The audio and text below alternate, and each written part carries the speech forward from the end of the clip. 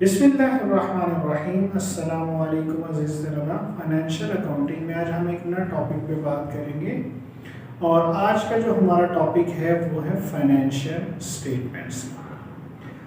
बुनियादी तौर पर फाइनेंशियल स्टेटमेंट्स जो हैं वो दो तैयार की जाती हैं जो हम प्रैक्टिकली ज़्यादातर देखते हैं। एक हमारी कहलाती है इनकम स्टेटमेंट और दूसरी हमारी कहलाती है बैलेंस शीट।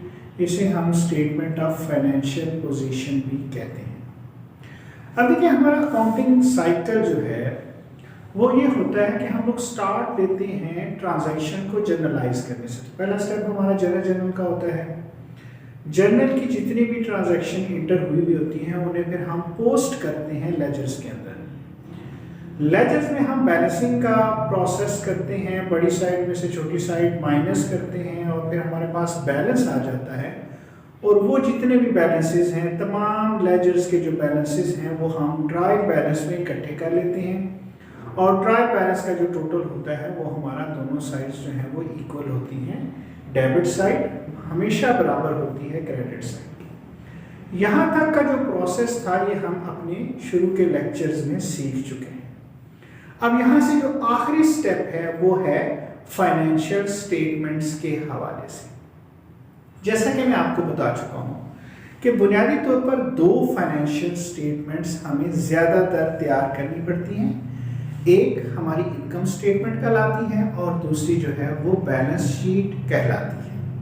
आज हम इंशाल्लाह इनकम स्टेटमेंट तैयार करना सीखेंगे और इनकम स्टेटमेंट के हवाले से ये ज़हन में रखें कि इसको बनाने के लिए हमारे पास दो मुख्तलिफ तरीक़ाकार होते हैं।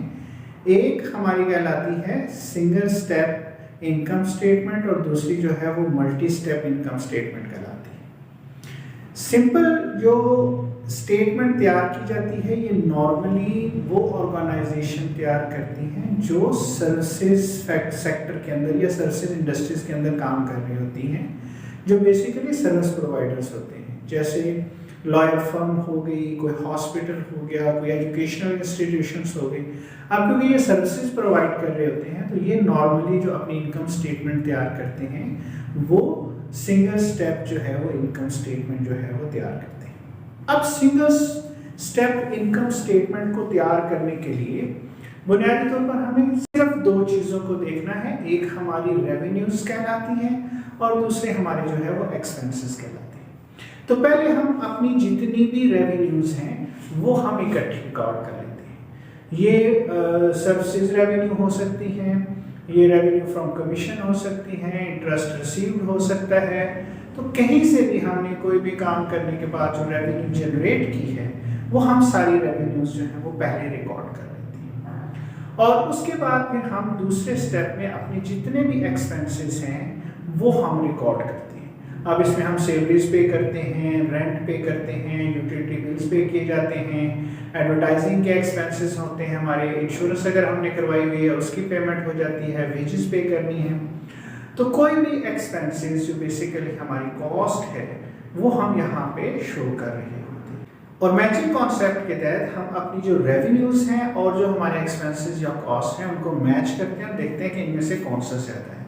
अगर हमारी रेवेन्यूज ज़्यादा होती हैं तो हम इसे अपनी नेट इनकम का नाम दे देते हैं। टोटल रेवेन्यूज में से हम टोटल जो एक्सपेंसेस हैं वो लेस करते हैं और अगर हमारे एक्सपेंसेस किसी वजह से ज़्यादा हो जाए तो फिर हमें बिजनेस में लॉस होता है और इसे हम नेट लॉस जो है वो कहते हैं। तो ये सिंपल मेथड है सिंगल स्टेप इनकम स्टेटमेंट तैयार करने का। नेक्स्ट लेक्चर में हम इंशाल्लाह एक सिंगल स्टेप इनकम स्टेटमेंट जो है वो तैयार करना सीखेंगे।